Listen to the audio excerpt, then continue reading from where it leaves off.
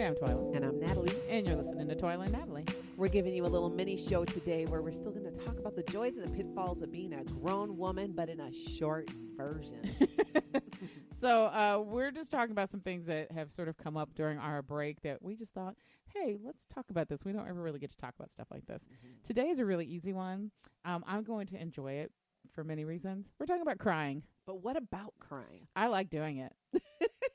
I do. Which is so funny because I don't think I've ever seen you cry. Really? And you have seen me do the ugly Oprah cry. I just did it last week. No, you have seen me cried cry in no less than probably 2 shows. That's true. Well, no, when we're recording, that's different. What? When we're recording, that's different because I'm usually like focused on 15 other things.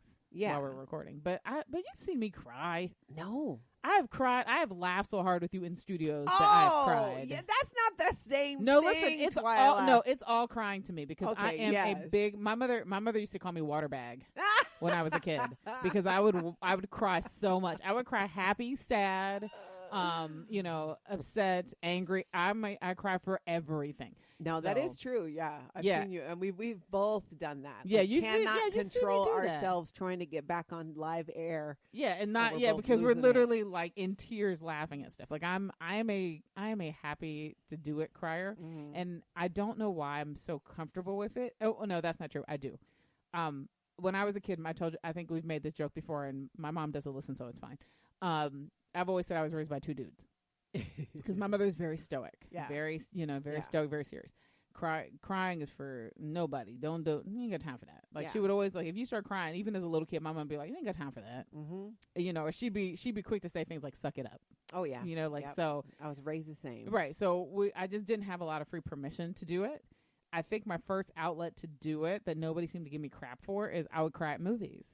So if I was at the movie theater and something I just really liked it or it just really moved me, I would cry and nobody would seem to give me crap about it. So then that gave me permission to cry there. I always cried when I read books. If I read something, it was beautiful to me or it made me, the ending was so happy or whatever. Like I'm happy for you, I'm sad for you. I would. Many of my books as a kid had tear stains in them. Wow. Because I would just cry at them. And mostly because that was such a solitary activity, nobody would see me doing it. Sure.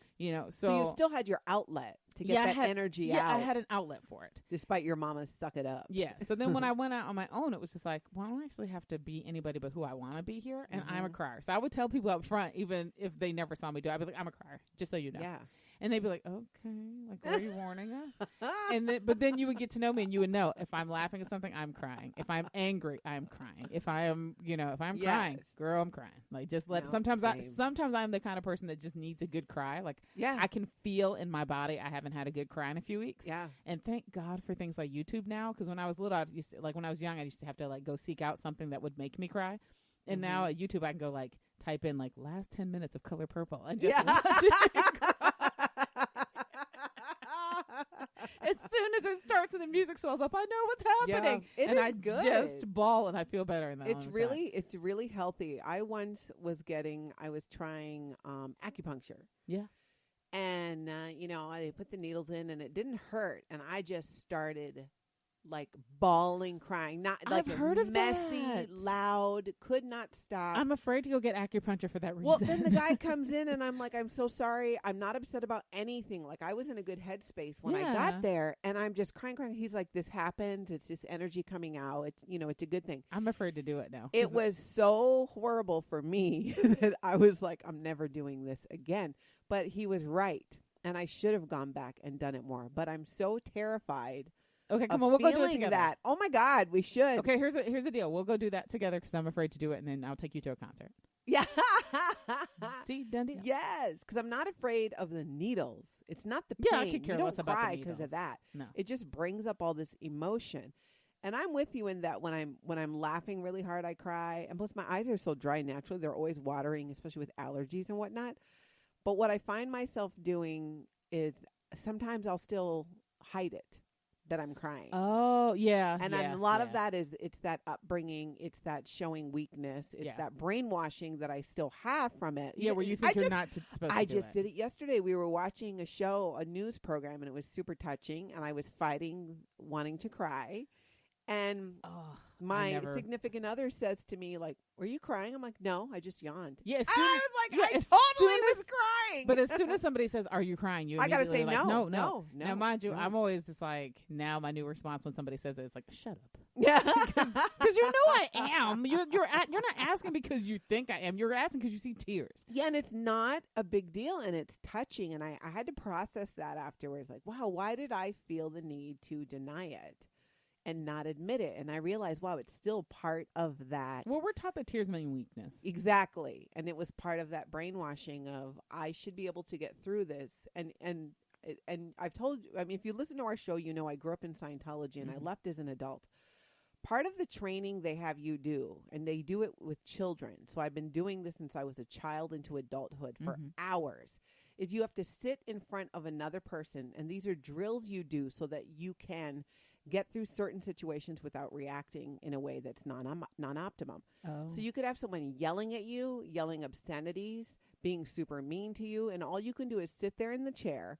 And the whole purpose of the drill is you maintain your composure. You just be there comfortably and face the person with no reaction. Wow. And growing up like that and having years of that. Yeah, that would be really difficult to get past the No, wall I've of had that. to learn to react to things. I've gotten a lot better at it. But sometimes, like, I still don't even. Being able to just say ouch was a big deal for me. Wow. Because I would hurt myself sometimes badly, and I react, and I wouldn't react at all. And then people would think that I wasn't hurt. Right. Like, you are gashing really bad.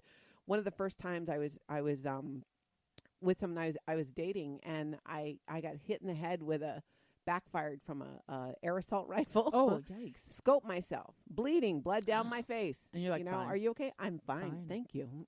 Oh my gosh. Yeah. So but then now it's to the point where, where if you were raised, you don't normally do something, but it's the proper response. Yeah. You learn to respond that way, not because you feel it, but because you're supposed to. Right. So I'll like hit a wall and say ouch, but I think I'm saying ouch for the wall. If that like makes any sense yeah, at it's all. not because you're hurt. It's because it didn't hurt. That's the reaction you're supposed It's to have. because I think I'm supposed to now say ouch. Yeah, I know that. I know what you mean. I've gotten a lot better, and even complaining and saying when I'm in pain and uncomfortable, and really in the last 5 years. Now I bitch like hell. I'm like, I'm so sore. Oh, my back hurts. But there are times when something will happen, and that's major. Yeah, you will just hurt default like a back. mother, and I default back. Yeah. And I go just stoic, no reaction whatsoever. See, yeah, I usually don't have tears that are associated with pain response. I think you and I respond to pain the same way. I just kind of go inward and go super zen. Like, everybody's like, I mean, when we've told the story, I broke my wrist in 2 places, and the thing I heard the most in the first week was, "Are you okay?" Because I mean, that looks really bad. Well, even like when the nurses are like the nurse came in the day I was in the emergency room. I mean, I had just broken it not an hour before, and I was all like, my bone didn't break through the skin, but you could see it was off. Yeah, you could see it was not going the right direction. And she goes, "What's your pain scale? 0 to 10?" And I think she was expecting it to be like 11, and I was like 3. And she goes, and it was funny because she looked at me and she goes, No, honey. No, like, what is your actual pain? I was like, it's a 3. She goes, you're holding your wrist because if you let it go, it's going to fall down. You can tell me. And I was literally like, no, girl, seriously, I had kids. This is not bad. Like, we're just, like, I just need some Advil. Like, and mind you, she's trying to give me, like, all the narcotics. And I'm just like, no, girl, I just need Advil. Let's just go. Let's do this. Like, and I've always been like that with pain, which is hilarious because you would think at the worst moments I would be the worst. I'd be the screaming, hollering type. Yeah. But I am usually like everything's fine. Uh-huh. And then like if a puppy commercial comes on, then I'm just like, oh my God. Yeah, exactly. Those kind of things. Yeah, I went ridiculous. with cooking in the kitchen with one of my stepkids, and I was using a mandolin slicer that I'd never used before. Oh, don't finish the story because I already know it's going somewhere bad. Yep. I took off the tip of my finger. And he looks at it, and his mouth just drops. I was and like, he looks did he at drop? me and the blood. He's like, oh my. He starts flipping out. Yeah, and you're just like, and I'm like, I'm good. you're like, just don't I'm put like, it I'm in gonna the just salad. wrap it up. I like rinsed it off. I wrapped it up. It was taking forever to get the bleeding to stop, so Well, I yeah, 'cause really you wrapped cut up it the up. whole tip. And I had to finish making dinner. See, no. So at that point, you don't have to finish making dinner. No, but I did. I did. I wrapped it up enough to not bleed on things anymore. Right. Finished making dinner and then went into the slicer to find the tip of my finger. Wow. Showed it to him, and he's looking at me like, "Do you need to sit down?" Yeah, like I'm faint. You're losing a lot of blood. Yeah, 'cause I feel faint. I'm like, I'm fine. I'm like, I gave birth 3 times naturally. You're like, I'm you're okay. like, I'm good. This is good. Yeah, see, I'm like, it kind of stings, but right. See, that's me. Like that's how we like, and I appreciate that. That's how we go in terms of emergency situations, because at least I know I can keep my head under pressure. Yeah. Now I can't keep my head under any celebratory instance. If it is okay, the last time I cried, like ugly cried in public, was when my kid had 5th grade graduation. Oh God. Okay. They listen, and they gave us. You did that at the school? Oh yeah, they gave us the full whammy though. And here's the thing: I wasn't alone. I felt better because everybody was doing it. Yeah. So they have all the parents come in and sit down. They have the kids march through, because at 5th grade at where we live, 5th grade's the last year of elementary. Yeah. So the kids marched through like they were little graduates. They were all dressed up for the day. They sat in the front. They did the principal did a little speech. Yeah. Some kids got awards. Then they showed like a little movie, and they had asked months ago. They had asked you to send a picture of your kid from kindergarten to school. Yeah. So then they did a montage of all the little kids of the kinders like morphing into their 5th grade selves, right? And I'm already like, oh God. Yeah. Then they had the kids get up to sing a song. What do they sing? They sang that Imagine Dragon song or something, American author song or something. The one's like, this is going to be the best day of my life. Oh yeah. Okay. When a group of pre-adolescent kids start singing that song with their little high-pitched voices and you hear them like, saying how excited they are to move on, I was like, see, look, I'm about to start crying now. I was like, done. I was so done. And then we looked at each other, and my husband was like, you're not crying. And then and I was like, but it's my kid. And then I looked around, I felt so much better because a bunch of mom and dads everybody's shoulders were like, oh my God. Yeah. It was ridiculous. Then our school does this thing every year that is just the worst. I mean, it's the best, but it's the worst. They do this thing called clap out, where on the last day of school, they have all the parents, all the staff, all the younger grades line up and line the doorway to the school out to the sidewalk to the buses. Yeah. And it's the last time you're going to see these 5th graders at the school. Yeah. So you basically give them a round of applause for having completed it. Yeah. Done. Look, I'm literally crying now. Yeah, I'm crying now. done. It was, I could not, and I cry every year at clap out, even when it's not my kids. Because you still go? Yeah, because I still have kids there, so I got to pick it. You got to pick. It's the last day of school every year, so it's like you come in and it's like even these kids, I'm like, I barely know these kids, but like you accomplished this, and you're and you're moving on. And you're going to middle school. Like it's a mess. See, I shut it off in public. That's I when I've been to those school things. That's where my previous training does come in a little handy, because I don't want to.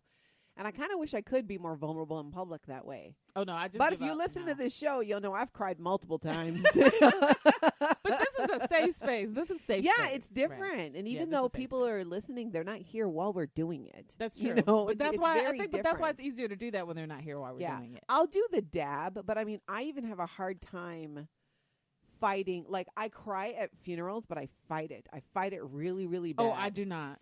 And I'll do the little like dab. I can't. Okay. Let it go. Well, we should talk about that, because there's a methodology, and we both wear glasses, so it makes our methodology a little easier than some people. Like, I'm notorious for the like reach in, like I'm gonna clean out my eye, and I just really scoop the tears to the side. Yeah. I don't usually cry to the outside part of my eye, just the inside part. So I'm usually pretty good for like looking like I'm scratching my nose, but I'm really cleaning tears. If I'm just giving up the ghost, I just take the glasses off.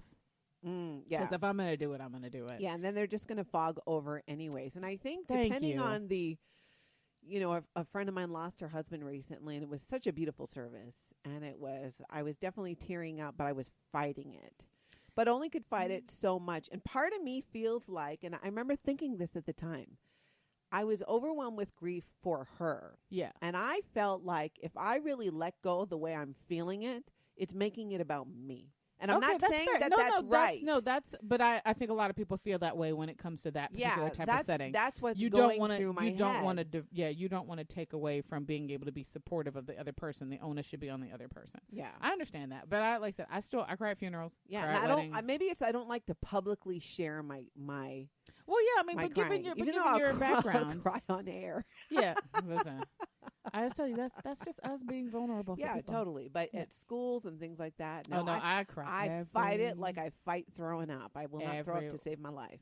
Yeah, And I can. just Okay, can't listen, that's a do force that. of will. I can do that. I cannot Yeah. throw up in public. I'm good. But yeah, but no, I can't. I mean, I'm trying to think of the where. But when you know, cry, yeah, I no, can. just cry I everywhere. know in my past somewhere as a child, I cannot remember the exact time it happened. But you know this happened because this is the voice I hear in my head and what I feel when I'm in public and something is going on and I start feeling that emotion well up. You know what the voice is that I hear? Stop making it about you. So somebody said that to you. Somebody said that to me. Yeah, somebody totally said that about you. I'd Mom, like to thank blame my goodness mom. No, Yeah. Well, my mom already knows I but blame I'm her for not most sure. of it. So. And then she just gets annoyed. So I'm like, Yeah. I always just tell her, don't worry, you're not missing nothing. Don't listen to the show. But it also, Twila, really, in raising my children, I was very cautious to not put that onto them. Right. I'm not the tell exact them. opposite. I tell them to we tried very early to teach them what tears are for. Yeah. So I say, listen, tears are for when you get hurt.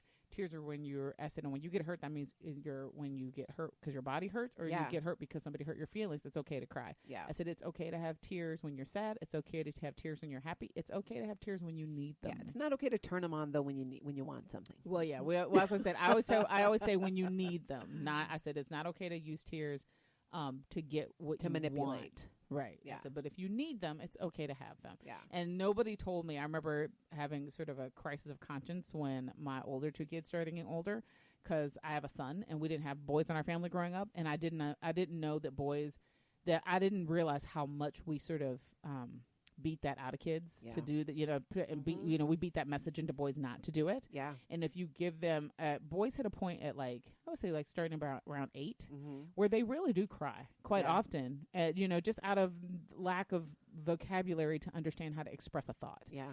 And I had to really stop myself early on from being like, what are you crying for? What's all that crying? Rolling into those stereotypes of not teaching him to be stoic, letting about him it. process those emotions. Yeah, you just sometimes you gotta work it out, and if you work it out with tears, that's when you work it out. It's fine. Yeah, they on their own get to the point where they realize this is embarrassing. I'm not gonna. You see it with kids in sports. You see the boys holding back the tears when they just got their butt kicked. Right, and sometimes you just gotta let them hard. have it. Right, Yeah. it's you gotta let them have an outlet. If we don't give boys and girls these healthier outlets to get their feelings out, then they wind up becoming more aggressive. They wind up becoming more depressed. They wind up or sick. I think I agree. I read something, I don't know if it's true or not, once about I have 2 autoimmune diseases and autoimmune disorders that there's ties to suppressed emotions. Well, yeah, like stress. To having trauma in your childhood and holding it in. Of course, not processing it. Yeah, and I had a lot of that, and I just thought by compartmentalizing it, that's the way I dealt with it. Yeah, you know? It always comes My back sister up. went the therapy route, so she's always telling me, it's okay to feel your feelings. I'm like, I said that to my children. Shut up, Lana. I'll show you some feelings, because I was rewarded. Strength was rewarded. Right. And stoicism being weak. Stoicism was is always, penalized. come on, what do we still tell women? Don't cry at work. And I'm always like, you know what? Screw that. You guess what you get to do at my job? You get to cry. Yeah. I have one of the wonderful women that works for us. She wears a T-shirt that says, it's an airbrush T-shirt, and it says, "This is my crying at work shirt." And if she wears it, that means, hey, it might be a day. You better give her, you either give her some room or be prepared, 'cause she's going to cry and you're going to deal with it. It's one of those things where we do need to, and I agree with you with that evolution. I struggle with it. I still have a really hard time not feeling weak when I'm crying. Not feeling like I I'm no not longer feel handling that. Now I something. just kind of know. Yeah, I gotta work through that. Yeah, more. I know there's a purpose for it. Even if it seems nonsensical, I know I always say to myself, then I must have needed to do that. Yeah, so absolutely. To get it out, because then you always feel so much better. And I do know this. If you don't let those emotions out one way, they come out another way. Girl, don't they? Next thing you know, you are trying to kill a spider with a giant book, and you're smashing it so hard that you destroy the book. Not that this happened to me the other day. Where you're like, that feels like a bit of an overreaction. Okay, well, I have to make sure we need to come up with at least a list. I got to come up with a list of things for you to watch, if you need a good cry. Oh, I actually things. avoid shows, movies, and things like that I know. Yep. Okay, then we're about to have a whole on intervention for this. It started like about 7 years ago. It was after my mom died, and I was processing that grief and anything I could not handle. Like one more thing that would make me cry. Okay, nope. So I've now it's been, I think it's been 7 years. Yeah. But I still am like, no. I don't want to do it. I like The Color Purple was one of my favorite movies. Still Magnolias. I cry through the entire thing. Exactly. Won't watch it. Now, part of it, and you're going to laugh. So keep in mind, I've been doing this for 7 years, avoiding things that make me cry. Okay. Well, for 5 years, I've been getting lash extensions. Yeah, you can't be messing that up. That's does money. Not. Yeah, that's but money. I recently, because I'm taking a break from it in the glue, I have them off. Okay, so well, I then feel if like, you have a okay, break, could I go back to crying more? Yes. Listen, I'm going to send you a whole list, and whatever list we come up with, I'll put it up on the website. But I'm gonna have a whole list for you. I'm gonna have a whole list of stuff that of either parts of movies or television shows or things that you should watch. Like right now, what I want more than anything is to make you sit in front of my television and watch the first episode of This Is Us from beginning to end. I've never watched that show. 'Cause all I hear about is how it makes people cry, and I think, why do you want to do that to yourself? It's not a sad cry very often. It's really more of a life affirming cry. Mm-hmm. And then you're just like, yeah, you have to. Okay, I did tear up during A Quiet Place when something horrific happens in the first 10 minutes. I didn't watch it. My family just watched it last week, and I refused to do it. Such a good movie. No, thank you. So good. It looks scary. It is scary, which is why it's so great. Nope. Can't do it. You just like it because it's like the zombie apocalypse. Totally. Yep. So if I'm going to watch crying movies, then you got to watch a spooky movie. I already Have you seen The Conjuring? Hell to the no. I'm not watching that. Listen. Okay, I will rewatch The Color Purple or a movie of your choice that will make me cry, or an episode of This Is Us. But you have to watch The Conjuring, the first one. No, I can't watch The Conjuring at all. I can tell you right now. That's brain stain. I can maybe. I'm still traumatized, but in a good way. Maybe watch Quiet Place. I cannot. Quiet Place, it's very suspenseful, makes your feet sweat through the whole thing. Okay. But you're not scared after. Okay, then I'll watch that one for you. That's a compromise. The Conjuring will mess with your head for years. Okay, see, no, I don't want that. I feel confident about the person I am today. I don't need Annabelle. No, I'm not watching more creepy toys. Annabelle is tied to The Conjuring. I know. No thanks. That's just double down on no. It's okay. Those are good ones, man. Well, now that we've established all the things that we're going to indulge in that make us cry in good and bad ways, we want to hear from you guys. Go to the website, matriarchdm.com. Twila and Natalie have a page there, and you can listen to previous episodes, and you can email the show at hello@matriarchdm.com. We are really close to season 2, and we are almost finished, and we can't wait to share it with you. In the meantime, thank you so much for supporting us. We appreciate it.